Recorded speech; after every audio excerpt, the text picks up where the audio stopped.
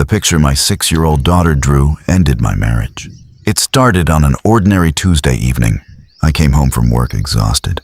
My daughter Lily was sitting at the kitchen table with crayons scattered everywhere. "Daddy," she smiled. "Look what I made." I smiled back. "I'd love to." She proudly handed me a drawing of our family. At first, everything looked normal.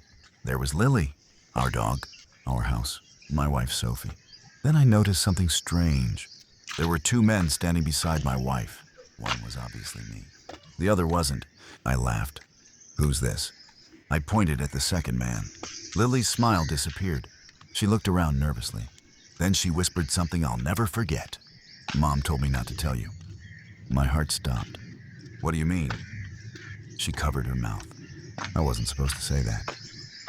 Before I could ask another question, Sophie walked into the kitchen. Lily immediately grabbed the picture and hid it behind her back. That was the moment I knew something was wrong. That night, I couldn't sleep. I kept thinking about those words. Mom told me not to tell you. Children don't invent secrets like that. The next morning, after Sophie left for work, I looked through the trash. The drawing was there, torn into tiny pieces. I carefully taped it back together. The second man was still there, wearing a blue baseball cap, a detail too specific to ignore. 3 days later, I picked Lily up from school. On the drive home, she suddenly asked, "Daddy, are you mad at Mommy?" "No, why?" She looked out the window. "Because the man with the blue hat comes over when you're at work." I nearly slammed on the brakes. "What man?"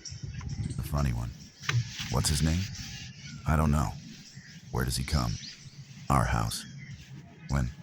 When you go to work." I felt sick. That evening, I installed a small security camera above the front door. I didn't tell Sophie.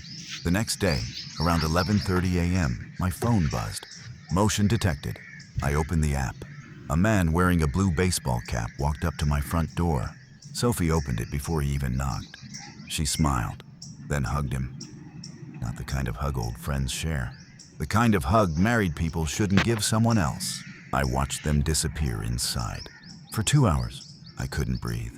When Sophie came home that evening, she acted like nothing had happened. "So, how was work?" I looked at her and smiled. "Busy." For the next week, I collected everything. Camera footage, messages, bank statements. The truth was worse than I imagined. The affair had been going on for almost a year. The hardest part wasn't discovering the affair. It was realizing our daughter had been carrying that secret. A 6-year-old child had been asked to lie to her father. No child deserves that. The following Sunday, Sophie invited both of our families over for dinner. She wanted everyone together. Perfect. Halfway through the meal,